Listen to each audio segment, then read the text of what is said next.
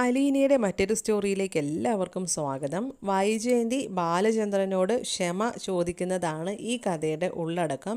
കാര്യങ്ങളെല്ലാം തന്നെ ബാലചന്ദ്രന് അറിഞ്ഞു എന്നുള്ള കാര്യവും അലീനയുടെ കാര്യങ്ങളെല്ലാം തന്നെ അറിഞ്ഞു കഴിഞ്ഞു. അപ്പോൾ അതേപ്പറ്റിയുള്ള സോറി പറയലും കാര്യങ്ങളൊക്കെയാണ്. അങ്ങനെ സത്യങ്ങൾ അറിഞ്ഞ് കരഞ്ഞ് തളർന്നിരിക്കുന്ന വൈജയന്തി ചില കാര്യങ്ങൾ തീരുമാനിക്കുകയാണ്. താൻ ചെയ്ത തെറ്റ് അറിഞ്ഞിട്ടും എൻ്റെ കുഞ്ഞിനെ സ്വീകരിക്കാനും അംഗീകരിക്കാനും കാണിച്ച ബാലചന്ദ്രനോട് മാപ്പ് പറയാൻ. ഒരു ഭർത്താവിനും പൊറുക്കാൻ കഴിയാത്ത തെറ്റാണ് ഞാൻ ചെയ്തത്, ക്ഷമ ചോദിച്ചേ മതിയാകൂ. അങ്ങനെ തീരുമാനിച്ച് വൈജയന്തി ബാലചന്ദ്രൻ്റെ അടുത്തേക്ക് ചെല്ലുകയാണ്. ബാലചന്ദ്രൻ കരഞ്ഞ് തളർന്ന് ഇരിക്കുന്നുണ്ടാകും. വൈജയന്തി ബാലചന്ദ്രൻ്റെ അടുക്കൽ ചെല്ലുന്നു.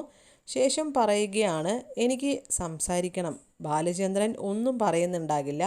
വൈജയന്തി ശ്രദ്ധിച്ച് കാതോർക്കുകയാണ്. ഈ സമയം വൈജയന്തി ഇടറിയ ശബ്ദത്തിൽ കരഞ്ഞുകൊണ്ട് പറയുകയാണ്, ഒരാൾക്കും ഒരാണിനും ഒരു ഭർത്താവിനും സഹിക്കാൻ പറ്റാത്ത തെറ്റാണ് ഞാൻ ചെയ്തത്. ഒരു കുടുംബത്തിൻ്റെ ശക്തമായ തൂണാണ് ഒരു ഭർത്താവ് എന്ന് പറയുന്നത്. ഭാര്യയോടും മക്കളോടും സ്നേഹവും കരുതലും കാണിച്ച് കുടുംബത്തെ സംരക്ഷിക്കുന്നവനാണ് ഭർത്താവ്. കുടുംബത്തിൻ്റെ ആവശ്യങ്ങൾ നിറവേറ്റാൻ പരിശ്രമിക്കുകയും സന്തോഷവും സമാധാനവും നിലനിർത്താൻ ശ്രമിക്കുകയും ചെയ്യുന്നു. ഈ പറഞ്ഞ എല്ലാ ഗുണങ്ങളും ഉള്ള ഒരാളാണ് എനിക്ക് കിട്ടിയ എൻ്റെ ഭർത്താവ്. ഒരു ഭാര്യ എന്ന നിലയ്ക്ക് എനിക്ക് വേണ്ട എല്ലാ കാര്യങ്ങളും നിറവേറ്റാൻ ബാലചന്ദ്രന് ഇതുവരെയും കഴിഞ്ഞിട്ടുണ്ട്. അതിൽ ഞാൻ ഭാഗ്യവതിയാണ്.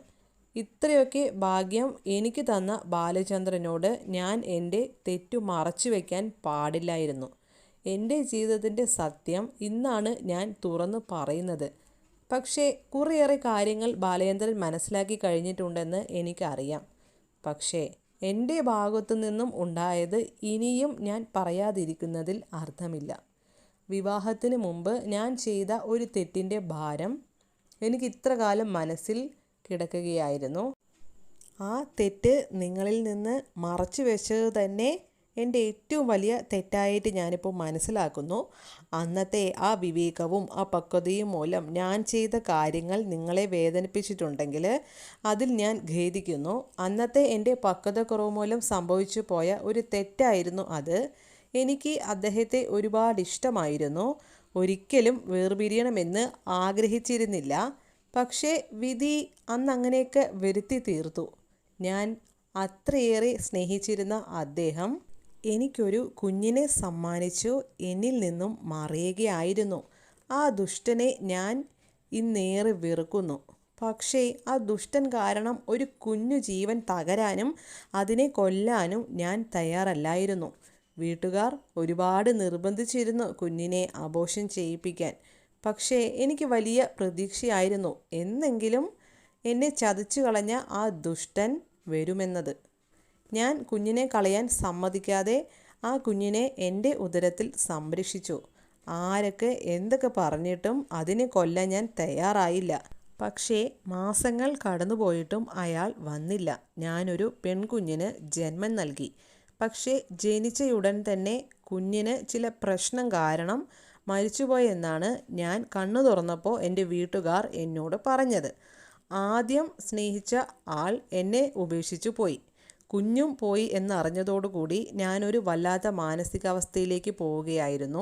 എൻ്റെ കുഞ്ഞിൻ്റെ വിയോഗത്തിൽ ഒരുപാട് കരഞ്ഞ് ഒരു ഭ്രാന്തിയെ പോലെ ആയിപ്പോയി ഞാൻ. ദിവസങ്ങൾ എങ്ങനെയൊക്കെയോ തള്ളി തീർത്തു. ഒരുപാട് സമയമെടുത്താണ് ഞാനൊരു മനുഷ്യ ജീവിതത്തിലേക്ക് സാധാരണമായി കടന്നു വന്നത്. അങ്ങനെ ഇരിക്കുമ്പോഴാണ് ബാലചന്ദ്രൻ്റെ വിവാഹാലോചന എനിക്ക് വന്നത്. അന്ന് സത്യങ്ങൾ തുറന്നു പറയാൻ ഞാൻ ഒരുപാട് ആഗ്രഹിച്ചിരുന്നു. പക്ഷേ എന്നെ ചതിച്ചു പോയ അയാൾക്ക് വേണ്ടി എൻ്റെ ജീവിതം നശിപ്പിക്കുന്നത് ഞാൻ ചെയ്യുന്ന ഏറ്റവും വലിയ മണ്ടത്തരമാണെന്ന് എൻ്റെ വീട്ടുകാർ എൻ്റെ മനസ്സിൽ ബോധ്യപ്പെടുത്തുകയായിരുന്നു.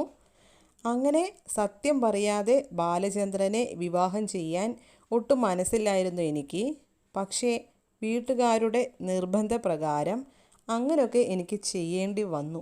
വിവാഹത്തിന് ശേഷം ഒരുപാട് തവണ ഞാൻ എനിക്കുണ്ടായ തെറ്റുകൾ തുറന്നു പറയണമെന്ന് ആഗ്രഹിച്ചിരുന്നു. പക്ഷേ ബാലചന്ദ്രൻ്റെ സ്നേഹത്തിന് മുമ്പിൽ ഞാൻ അതെല്ലാം മറച്ചു വെച്ചു. ഒരുപക്ഷെ സത്യങ്ങൾ പറഞ്ഞിരുന്നുവെങ്കിൽ എനിക്ക് ബാലചന്ദ്രനെ നഷ്ടമാകും എന്ന എൻ്റെ ഉള്ളിലെ സ്വാർത്ഥത കാരണമാകാം. ആ കുഞ്ഞ് ജനിച്ചയുടൻ മരിച്ചു എന്ന് അറിഞ്ഞതുകൊണ്ട് മാത്രമാണ് ഞാൻ വിവാഹത്തിന് സമ്മതിച്ചത്. എന്നാൽ ആ കുഞ്ഞ് മരിച്ചിട്ടില്ലെന്നും അത് അലീനയാണെന്നും അറിഞ്ഞപ്പോൾ നെഞ്ചു പൊട്ടുന്ന വേദനയായിരുന്നു എനിക്ക്. ഞാൻ കാരണം എൻ്റെ മകൾ അലീന എത്ര വേദനകൾ അനുഭവിച്ചു. ഒരു കുഞ്ഞിൻ്റെ ബാല്യം പോലും ഞാൻ കാരണം തകർന്നില്ലേ? അമ്മയുടെ ഒരു സ്നേഹം കൊടുക്കാനോ എന്തെങ്കിലും എനിക്ക് സാധിച്ചിരുന്നോ? ഒന്നിനും സാധിച്ചില്ല. ഇതിനൊക്കെ ഞാൻ എന്താണ് ഇനി പകരം വെക്കുക? ഈ തെറ്റുകൾക്കെല്ലാം മുൻപിൽ പകരം വെക്കാൻ എൻ്റെ ഈ ജീവൻ മാത്രമേ ഇനിയുള്ളൂ. അത് ഞാൻ അവസാനിപ്പിക്കാൻ തയ്യാറാണ്. എൻ്റെ തെറ്റ് ഞാൻ മനസ്സിലാക്കുന്നു ബാലചന്ദ്ര. എൻ്റെ ജീവിതം വേണമെങ്കിൽ ഞാൻ നിങ്ങൾക്ക് എല്ലാവർക്കും വേണ്ടി അവസാനിപ്പിക്കാൻ തയ്യാറാണ്. ഇത് കേട്ടതും അത്ര നേരം മൗനമായിരുന്ന ബാലചന്ദ്രൻ പറയുകയാണ്, അതിന് നീ മരിച്ചിട്ട് വീണ്ടും നിന്നിലൂടെ ജന്മമെടുത്ത കുഞ്ഞുങ്ങളെ കഷ്ടപ്പെടുത്തിക്കാനാണോ? അത് നീ വീണ്ടും എൻ്റെ മക്കളോട് ചെയ്യുന്ന തെറ്റല്ലേ വൈജയന്തി? മരണം ഒന്നിനും പരിഹാരമല്ല. ഇത് കേൾക്കുമ്പോൾ വൈജയന്തി പറയുകയാണ്, വിവാഹത്തിന് മുമ്പ് ഞാൻ ചെയ്ത ആ തെറ്റ് ഇന്നത്തെ നമ്മുടെ ബന്ധത്തെ ഒരുപാട് വേദനിപ്പിച്ചിട്ടുണ്ടെന്ന് എനിക്കറിയാം. ആ തെറ്റ് ഞാൻ മനസ്സിലാക്കുന്നു. മാപ്പ് ചോദിക്കാനും തയ്യാറാണ്. എത്രയൊക്കെ മാപ്പ് ചോദിച്ചാലും മാപ്പ് ഒന്നിനും ഒരു പരിഹാരമല്ലെന്നും അറിയാം. പക്ഷേ ഇപ്പോൾ മാപ്പ് ചോദിക്കുക അല്ലാതെ വേറെ എന്താണ് മാർഗമെന്ന് എനിക്കറിയില്ല. പിന്നെയുള്ളത് എൻ്റെ ഈ ജീവിതം അവസാനിപ്പിക്കലാണ്. എനിക്ക് നിങ്ങളൊന്നും ഇല്ലാത്ത ഒരു ജീവിതം ഇനിയില്ല.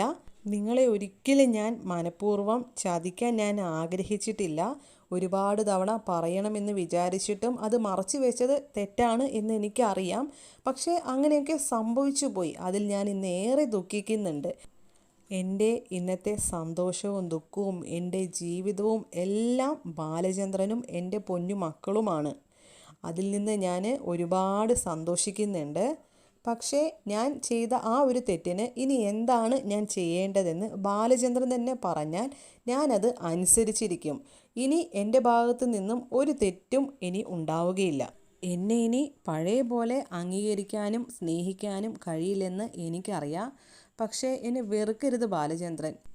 എൻ്റെ ജീവിതവും എൻ്റെ സ്നേഹവും എല്ലാം എൻ്റെ മക്കൾക്കും എൻ്റെ ഭർത്താവായ ബാലചന്ദ്രനും മാത്രമുള്ളതാണ്. എന്നോട് ക്ഷമിക്കണം ബാലചന്ദ്ര, ക്ഷമിക്കണം. പൊട്ടി പൊട്ടി കരഞ്ഞുകൊണ്ട് വൈജയന്തി ബാലചന്ദ്രന് മുമ്പിൽ കൂപ്പുകൈകളോടെ നിൽക്കുകയായിരുന്നു. ബാലചന്ദ്രൻ്റെയും കണ്ണുകൾ നിറഞ്ഞ് വൈജയന്തിയുടെ അടുത്തേക്ക് ചെല്ലുന്നുണ്ട്. അപ്പോൾ ബാലചന്ദ്രൻ മാപ്പ് കൊടുത്തോ എന്നുള്ള കാര്യങ്ങളൊക്കെ അടുത്ത സ്റ്റോറിയിൽ ഇടുന്നതായിരിക്കും. അതിനുവേണ്ടി ഈ ചാനൽ മറക്കാതെ സബ്സ്ക്രൈബ് ചെയ്യുക.